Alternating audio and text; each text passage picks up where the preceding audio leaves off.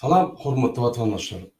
Şu gün biz birleşmek boýunça ya bile görüşmek boýunça şunu meňzeş temalary görüşüp geçelim. Hormatly vatandaşlar, häzir media meýdançylaryna we alaýatada Türkmenistanyň gelýän adamlaryň haýyşy boýunça gelin birleşeliň diýip, gelin birleşiň diýip, ýani bir topar maslahatlar berýär. Ine şu mesele bir seyret geçecek, biz näçe birleşmeli? Ne ya bile uğraşmalı mı ya birleşmeli mi? Yine şunu tapawutlaryna seyredip biz bir netije geledik. Yine misal üçin Türkmenistanda maňa köp adam ýazýar, aýdýar, gürleşýän, haýyş edýär. Murada indi bolleden öz araňyzda görüşüp, bilirleşip, üýüşüp, agdy bir bolup, görüşün, gelin bilen bäderden çykarlar şul zulümden, jellatdan din alyp aýdýar. Gaty maslahat, gaty pikir, arasy pikir, adalatly pikir bolmasam şol. Ýöne gelin opozisiýa seyret geçelim. Opozisiýada näme bolup geçýär? Opozisiýa diýmek, ýani bir garaýşly, bir maksatly, bir meýilnamaly, bir uğurda işleyen gurulmalar değil. Her bir gurulma, her bir opozisyon hereket öz maksady var ve öz ýanky meýilnamasy var. Mysal üçin Akkörel Dewleti Halk Hereketi. Dewleti Halk Hereketi'nin meýilnamasy var. Dewleti Halk Hereketi'nin ýanky ustawy var. Onun etmeli işleri var. Kanun esasyna, kanun aýaklykda registrasiýa resmi taýdan bellige alınıp, onun bir çäkli jogapkärçilik we çäkli haklar var. Ine şoň esasyna, şu maksatnamaň esasyna, öz maksadyň esasyna organizasiýon, gurumçylykly hereket edip gelýän guruma. Beýlek gurumlar olum öz maksady, öz ýanky uğurlaryna işleyen, men ol barada aýdyrjak sebäbi mende köp informasiýa ýok, ol barada bunu aýdyp geçerdim. Blogerler var, ýa-da bir özüni aktivist diýenler var, hakyky aktivistler var, dürli adamlar var. Opozisiýa diýmek, opozisiýon güýçler diýmek, olar öz arasynda opozisiýa bir-birine. Bu normal. Näme? Sebäbi egerde biz barymyz bir dünýä garaşy bolsak, onda Türkmenistan bir renkli bolurdy. Ýani bardy bir zat gurulýar, arasynda bir çykýar, hemmeden el çapýar, şoň bilen Türkmenistan ösünmýär. Hökman dürli dünýä garaşylar bolmaly, hökman dürli pikirler bolmaly, pikirler bäsleşli bolmaly. Ene şoňa opozisiýa diýilýär. Opozisiýa diýmek hökman bir tarapy ýaragalyp beýlik tarapa görüşmek däl. Opozisiýa diýmek şu günkü hökümetiň alyp barýan siýasatyna garşy siýasat. Hökman onu aýyrmaly, muny ýanky ýok etmeli ýa tutup basmaly ýandat ýok. Hökümeti. Ýöne şuňky günü bizim Türkmenistanyň hökümeti başga bir diktator basyp alan, öldürüp gelen we halkyny gyryp duran, konstitusiýany dol bozup gelýän, günne bozup gelýän bir banditler. Şoň üçin biz olara jenaýatçylar diýär. Jenaýatçylar türmede oturmaly. Türmede bir topar beýguna adamlar oturup bolan jenaýatçylar höküm sürýär Türkmenistanyň. Ine şonu biz aýyrmak üçin ýa görüşýär. Egerde Türkmenistan hökümeti beýlik hökümetler ýaly Ýewropa, Amerika ýa-da ösün döwletler ýaly bolmasa, içinde bize opozisiýon hereketler ruhsat bererdi. Biz içinde hökman suratda opozisiýon hereket bir parça çardyk. Ya hökümeti gollardyk, egerde dogry iş alyp barýan bolsa, ýa-da hökümete garşy çykardyk, ýa-da käbir soragly garşy çykardyk. Garan opozisiýa hereketlerini kanun esasyna, kanun tertibine ederdik. Şoňky günü Türkmenistanyň banditlary, ýagny Gurbanov we onuň daş töwerinäki işleýän ministrler, vice-premierler bir opozisiýon hereketi getiren oklar. Sebäbi olar gowşap, olar işlerini bilen oklar, siýasatda nol, demokrasiýa nämedigini bilen oklar. Şol ýokardan haýwat halky gysyp, gorkuzyp, şeýit dolandyryp gelýär. Ol dolandyryş däl, ol döwlet däl, ol ýanky bizim Türkmenistanda uly awraýyny gaçyrýan bir hereket. Şu zatlary söz bilen aýyp bolanak, şu zatlary ýani gepleşikde aýyp bolanak, teledebat etip bolanak, parça açyp diskussiýa geçirip bolanak. Şoň üçin bizde bir tany variant galýar, şolary tutsak edip ýani jenaýda çekip jogapkärçilik etdirip ýani şu zuluma garşy görüşmek. Başga narsa. Şoň üçin biz diýär, hemme variantlar, kanun variantlar gördük. Hatta protest et bolunok Türkmenistan'a. Ine şu bizim konstitusyon yani hakkımız protest etmek şuna et bolunok. Hiç et bolunok opozisyon görüşte. Şunun için biz diye din ayırmalı. Başka yol yok. Şunu alıp barayan siyaseti, cenayet siyaset, halka karşı siyaset. Şunun için biz şunu ayırmalı. Bolmasa eğer de normal hükümet olsa biz ayırmak, yani şunu ayırmak teklifini vermedik. Şimdi gelin opozisiya yani deyip geçelim. Opozisyon güç, opozisyon meydançı. Opozisyon meydançıda dürlü adamlar var. Öyle opozisiya deyip opozisiya der, kaytip opozisiya görüşenler, aşı görüşenler, FSB'nin işgərləri, MHM'nin işgərləri, bir topor baydaksız, durnuksuz, neyeme diyerini bilmeyen, şu gün bu baydak eti başka topor oluşuyla bir gün yeni bir topora aylanıp gören, yani bir topor şermendeler var. Yani hakik görüşenlerim var. Şolar bolon son, şolar işlerin alıp baron son bir opozisiyanın bir şekli emeli verildi son 3 yılda.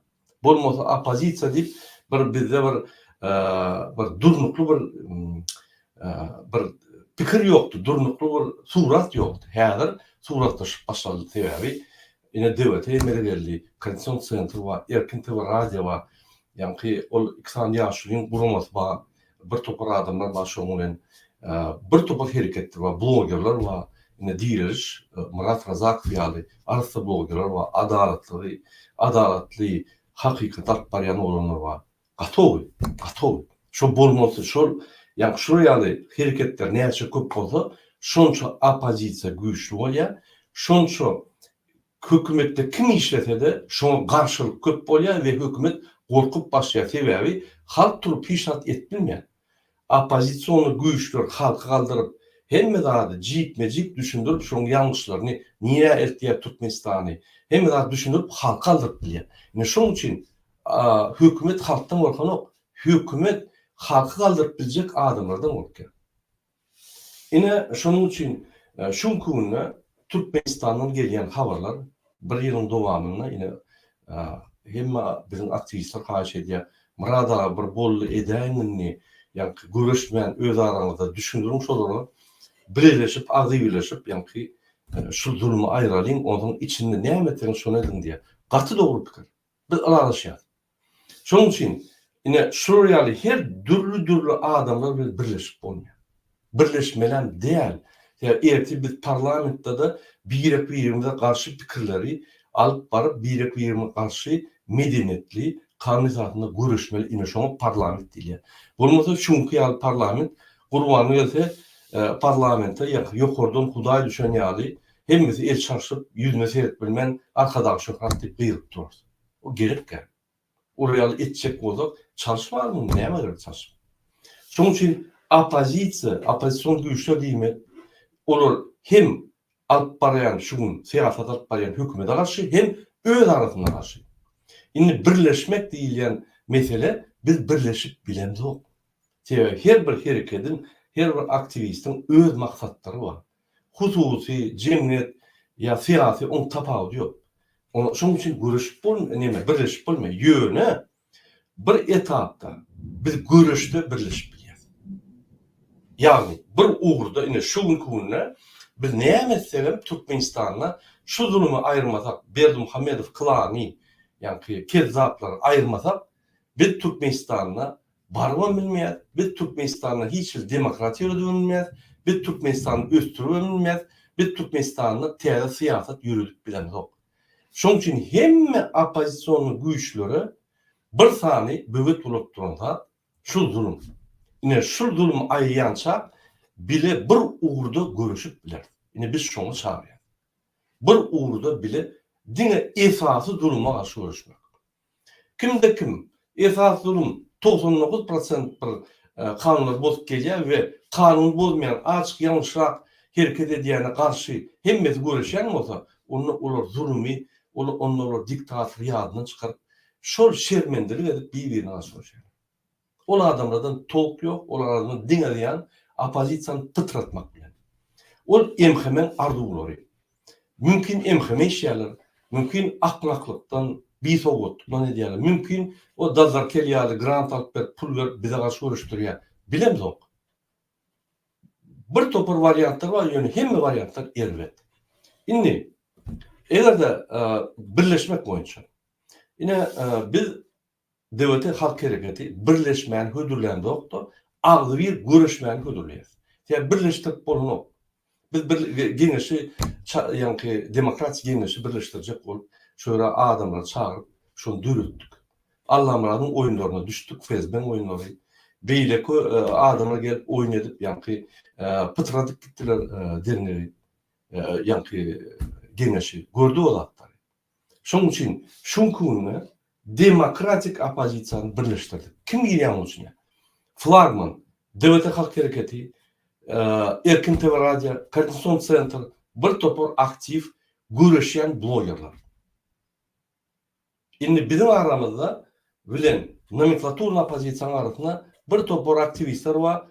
Baýdagy şu gün ýa gyzyl ertir, ak bir gün gara düşnüksiz. Nire ertýän, näme görüşýän düşnüksiz. Mümkin olan maksatlar vardır. Ýöne siyasi maksatlar düşnüksiz. Öz huzur maksatlar vardır. Ýöne siyasi maksatlar düşnüksiz. Ýa biz siyasi meýdançyga çyksak, hökmen siyasi maksatlar bolmaly. Bizim siyasi maksatlarymyz devletin saytyny girseniz şöyle ýazaly, jikmejik 4 dilde ýazaly. Indi şoň üçin birleşme bolanok ýöne agly bir görüşüp bolýar. Ine şoň üçin biz hemmeleri nomenklatura opozisiýa bolsun, FSB Alamrat agent bolsun, Sapar Muratov bolsun, ikisi FSB bolsun, tapawut ýok. Görüşür şu duruma garşy. Eger sizin maksadyňyz şo bolsa, eger maksadyňyz şo bolmasa, onda öňkü ýaly öz işlerini atpaň. Biz kimin kimdigini gatow bilýäs.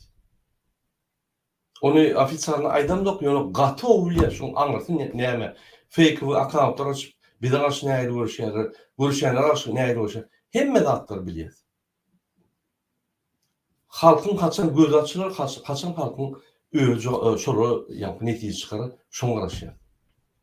Indi men eger aýdan sözlerimi gysgaça aýtsam ýa-da jemlesem, biz Devleti Halk Hareketi, Koordinasiýon Centr, Erkin TV Radio, biz size birleşmek, ýa-ni bile görüşüp, bir gurda görüşmek şertlerini teklip edýär. Ol näme şertler? Ine birinji, 3 tane şert bar. Köp şert goýamdy. Şu şertleriň arasynda ýene de aýdýan, prezident bolmak, kim prezident bolmaly, o zat bu zat, bizim hakymyz ýok o barada görülmek. Şu zulüm aýraly, açyk saýlawlar bolar, istediğin adam öz kandidaturasyny goýar we şol adam utsa biz şonu boyun eğmeli. Sebebi açyk saýlawlarda utdy, boldy. Kim utsa şol utsun. Ýöne açyk saýlawlar bolmaly. Hiç bir pripiska falsifikatsiýa bolmaly. Bütün dünýäden adamlar gelmeli. O Russiýadan, Kazakstandan, Özbekistandan gelip diktator döwletlerden pripiska golça gitmelerle nablüdatörler gelmeli. Ýewropa, Amerika, hemme pasolstwalar gelip hemme ýerde halkyň tarapyndan kontrol edilýän uçaskalaryna urundurup ikisany kontrol, halk kontrol edýär, partiýaň wekilleri kontrol edýär we ýa-ni mejnarod nablüdatörler kontrol edýär. Şu neçelli edil şu neçelli Türkmenistanda 90-njy ýylyň bäri geçirilen saýlawlarda bir gede mejnarod nablüdatörler gelip görünýär we tasdiklap görünýär saýlawlary. Hemme geçirilen saýlawlar nezakonny. Onun hiç ýyly nimesi ýok. Şoň üçin şular bilen hiç kim duşanok, hiç kim şular çağıranok. Dine o Pakistan, Kazakistan, Russiýa ýaly diktator döwletler çağırýar. Erdogan, onu tapawut ýok, sen diktator beýleki ol, öz diktator.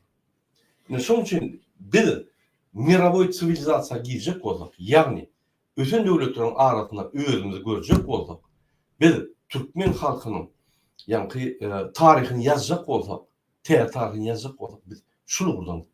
Şoň üçin demokratik opozisiýa size teklip berýär. 3 tane ýa-ni şerti ýerine ýetirmek. Eger de bir gurda birleşip görüşjek bolsak. Birinji teklip näme? Opozisiýada birleşik adamlar ýa-da toparlar biri hormat oýmaly. Bu biri garşy görüşmeliler. Şol adamlar, şol toparlar, şol aktivistler biri görüşmeliler. tankit edip bolur o hakda gurrum yok. Ýöne töhmet atmalylar. Şahsyna düşmeliler. Onun kısaçına kelletine ya beýlekli zatlaryna düşmeliler işimiz yok. Onun pikiri bilen işimiz yok. Ine şu reali. Töhmetler bolmalylar, bir-birini hormat toýmaly. Ine şu birinji şert. Egerde istenen adam opozisiyon hereketde istenen adam öz başta huzur pikir bolup biler.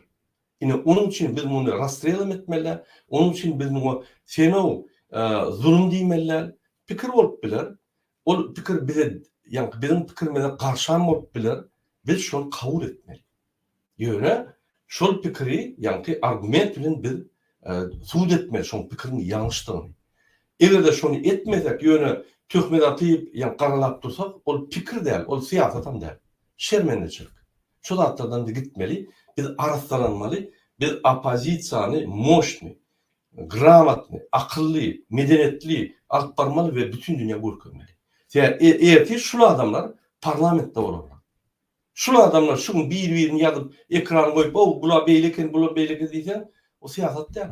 Şermendeçilik. Sen şunu ýazýan näçip ýazýan?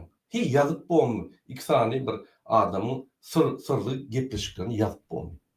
Ýazyp bolmady. Eger inanmaýan bolsaň, gürleşme bilen. Eger provokasiýa diýen bolsaň, ýazyp bilersiň we internete goýup bilersiň. Onda sen ulaka. Eger de sana garşy ýalňyşlyk eden bolsa, ýa sözünde tapylmaýan bolsa, gatnaşma, işleme boldy. Onu çykaryp masgar edip, bunu çykaryp masgar edip, bir-birden hemen çykaryp masgar edip, sen näme galdyň? Az birli bolsun. Sen näme etdiň? Biriniň pikiri garşy bolsa, şonu orta goýup töhmet atyp näme edip onu garadyň. Siýasat däl. Men göň aýdym. Käme wagt jygyllaky talkuçkada Türkmenistan Aşgabatyň talkuçkasynda oturun. Şermenni ayarlar meni bagyşlasyn sebäbi bu bir ekspresiýon ýa-da fransuzlar. Hem ayarlar beýle däl, ýöne şolaryň bir topar aktivistlerden akylly. Şolaryň aýdýan zatlaryna mani bar. Şolaryň şermenni bolsa da bir uğurda gidýär. Şolaryň şermenni bolsa günle baýdaklaryny çarşanok. Şoň üçin men haýyş edýän hemmelere bir baýdak saýlan we gidin bir durun, mert durun gidin. Bolly. Dewlete şo birinji günden bäri aýdyp gelýär. Gurbanuly, kezzap, bandit, adamı öldürüp beren adam. Biz onu cinayetçiyi tutup edip basmaly. Bolly. Advokat eline ver, bütün dünya hukuk basmaly ve Türkmenistan'a azat hareketlilik, täze siyasi yol goýup Türkmenistan östürmeli. Deňlik bolmaly. Hem bir prezident bol, şopon bol, kim bolar, minister bol, deňlik bolmaly. Kanunyny hemmemiz deň bolmaly. Ine esas maksat. İki sözde diýsem. Indi ikinji soru. İkinji şert. Bire garşy görüşmeler, opozisiýada birleşen adamlar we toporlar diňe ýurt basyp alan zulüm diktator Berdimuhamedowa we onu gollayan ýarlaklara garşy görüşmeli. Egerde bir topor ýa bir aktivist, bir aksiýa edýän bolsa, protest edýän bolsa, biz şonu ýa gollamaly, gollap bilmesek garşy bolmaly. Sebäbi ol opşy uğurda gidýär. Gyrrak gidýär, çeperek gidýär, ortarak gidýär. Onu hiç il tapawdy. Öz pikir edişine, öz mümkinçiligine göre gidýär. Biz şonu gollamaly. Şoň üçin üniteren bolsaňyz dewlete halk hereketi bir ýerde protest etsek bolýar. Her wagt aýdýar. Ben düşmanyňyz bolsun, şo zulüme garşy görüşýärmi? Gollaýar. Üniteren Allah'a rahim hem bir ýerde protest et gördüm, ýok. Ýöne çykyp tankit edip, opozisiýany derbidagan etip barýar. Üç gözek bir gowy çykyş edýär, adamlar ýygynýar, onsoň öz propagandasyny ýöretýär. Bu FSB taktikasy. Şoň üçin şunu ýaly adamlar hiç wagt döwlet östürmez. Diňe bozor durur da bir razvedka işleýär. Sersap bolmaly, hoklu bolmaly. Bular watan dönükleri hakykatdan. Gurbanular başga döwletlerden medal alyp, şol döwlete uly eden hyzmaty üçin medal alyp, ofitsialna döwlet ýolu şökmüne, milli lider hökmüne medallar alyp, watan dönük bolup ýolban, hat şonu görenok. Ine biz opozisiýa şonu düşünürýär. Hiç il haky ýok. Kim bole milli lider bolsa, başga döwletden medal almanyň hiç il haky ýok. Başga döwletler Aleksandr Nevskiň döwlete hyzmat eden üçin döwürüş sepini berenne sen yani beýleklerden has uly hyzmat etdiňi suud edýärsiň. Şonu düşünen nokta bol. Akmak da bir medal verse, bir asmanyna bir ýyldız şoň adyna goýsa böküp begenip awrayam galdy diýip get. Gören bir agalpyna şermenine bir santyk. Ola düşünipdi. Indi birinji şert ýene ýatlady ýani. Birinji şert biz ýanky birleşen adamlar ya topluluklar bire hormat toymaly ve bire garşy görüşmeli. İkinci şert dine Gurbanguly Berdimuhammedow ve onun ýanyna klana garşy görüşmeli. Zuluma garşy görüşmeli. Korrupsiýa garşy görüşmeli. Konstitusiýany bozýan adamlar garşy görüşmeli. Gurbanguly bolýan ýarlyklara garşy görüşmeli. Bir eger aksiýa ýa bir protest etse, şonu gollamaly. Gollap bilmesen minimum garşy çykmaly. Ine iki sany ýöne köşer. Üçüncü şertem, egerde sen şu şertleri bozsaň, onunla sen göreşeň, onunla sen az göreşip adamyň gözlerini bağlap, senin hakyky edýän işiň ya MHM razvedkasyny işleýän, ya FSB razvedkasyny işleýän, ya da bir sowgatlygyň bilen akmaklygyň bilen sen opozisiýany razuşat edýän, pytr edýän. Ine şu üç tane şert, suud edýär, kimin kimdigini, kim birleşik bolýar, kim birleşip göreşik bolýar, kim hakyky göreşip watan üçin, halk üçin öz janyny berip bir netije aljak bolýar. Ine ýöneköy şertler. İki tane şert, üçüncü şertem şol iki tane şertler bolmasa suud edýän şert bolýar. Şuryaly ýöneköýleşdirip biz özümize jogap bermeli. Biz kime garşy görüşýäs? Biz ne yapış görüşüyoruz? Yani şu hatlar bizim opozisiyamızı üstürür, medeniyetleştirir ve opozisiya teyada bir tal çok verir. Her bir topor teklifler ve bir topor toporlardan, aktivistlerden burada birleşir. Birleşip bizim devlete halk hareketinde hükman giyirmeli değil yanat yok. Birleşip partner hükmününe sen paralelini görüşüp bilirsin. Haçanla sana yani birdat botu seni tutup alıp gitseler biz hemmemiz kalmalı. Farhat Durdiýew ýaly, Farhat Meýmankuliýew ýaly. Farhat Meýmankuliýew döwletin dostu däldi. Ýöne döwlete da kança görüşýär şoň, ykbaly boýunça şoň nimesi boýunça.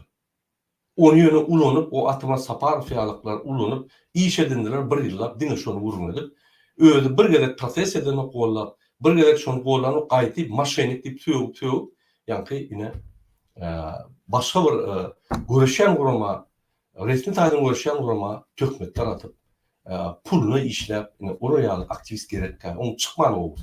Sebebi bir de garşy görüşmän bize hiç tolk ýok, biz ignore edýäs, ondan sebebi ne siýasaty bar, ne on bir manily çykyşlary bar.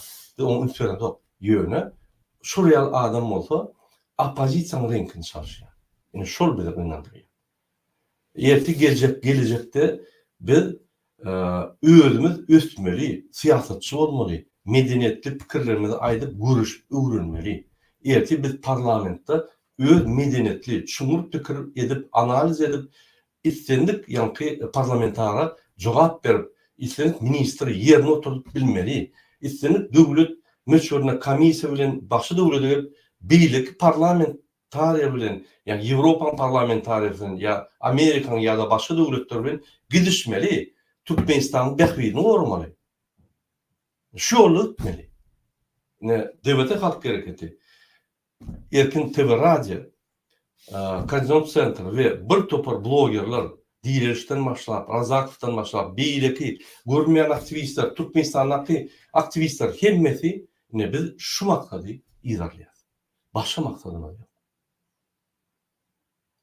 Biz awra üçin ya wezip almak üçin görüşemek. Biz şunky gününe birinji mesele zulum aýryp halka dağıtılıp çıkarmak. Hemme vizalar aýryp bütün döwlet dünýäde Türkmenistan vizasy gidip gelir ýaly etjek bolýar. Hemme ýerde.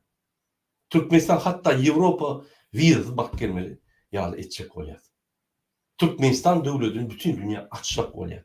Türkmen öz döwüşini açyp içinde daşyna ýörer ýaly gezdirecek bolýar.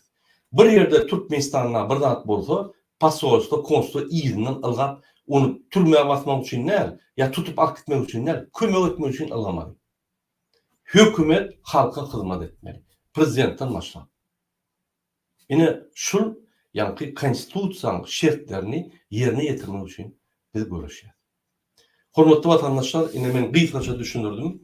Belli wagtlarda birleşip bilmez, mümkin näse hem biz öz-özümize garşy opozisiýa. Mysal üçin, alyň Iksan ýaşly, Soýunov Iklimov bize garşy. Normal. Bolaýmalam, olaň siýasaty, öz siýasaty, bizim öz siýasatymyz, öz maksatlarymyz. Bular deňelme bir çakmışya, görüşýä, ýöne medeniyetli, parlamentariýaly görüşmeli. Töhmet atman, eýle beýle diýmen görüşmeli. Ya biz mysal üçin şuň kunna Muhammed Düzi bilen biz bile barýar. Ertir öz partiýasyny açyp mümkin bize garşy opozisiýa bolup biler. Normal. Şonuň üçin birine eýem garşy adamlar birleşdirip bolmaýar. Mysal üçin alyň owanyda MHM işler bar, polis işler bar we ýönelik adamlar. Anýanç MHM bilen birleşýär. Olar ýaly hemmämiz birleşmeli bolsa, gelin arkada bilen birleşelim. Arkadaga görüşdi. Şol ýaly birleşmek var ve bile bir urda görüşmek var. Şonuň üçin biz ýönelik zady, boljak zady, real zady taýlýar, bile bir urda görüşmek. Her kim öz uğru bilen, öz toparjy bilen ýöreberdi. Ondan aňar baran soň, ýeňe soň bir partiýa döredür, beýleki bir şol partiýa döredür, öz partiýasyny döret bilersiň. Her kim özçe hereketde de goşulsa, goşular, koalisiýa bolsa, birleşip koalisiýa melegeler, bir gysga wagtlyk on tapagy ýok. Häzir biz size koalisiýa ýa ködürlýär. Koalisiýa diýmek bir etapda, bir uğurda görüşmek. Sebäbi hemmämiziň ýa-ni esas problemamyz gurbanyny berdim. Bolmasa häzir öýümizde otururdyk, maşalaň arasynda otururdyk, çaýlaşyp, ýa-ni toýlaşyp otururdyk Türkmenistan. Gidip gelerdik arpyn, bark gelerdik. Bir topar Türkmenistanly Ýewropa getirdik, Amerika getirdik. Aýlanardylar, baý ýaşadylar. Mümkinçilikler ummaty bolardy. Häzirki ýa-ni diňe ýegenler mümkinçilikler ýa-da Serdar Berdimuhammedowyň garnaşlarynyň mümkinçilikleri däl, hemme halkyň mümkinçilikleri bolardy. Bir topar türkmenler ýurduny terk edip gitmedi. Kösen hatta biznesmenler hem terk edip başga döwletlerde öz pullaryny aýlap başga döwletleri galdyryp ýörler.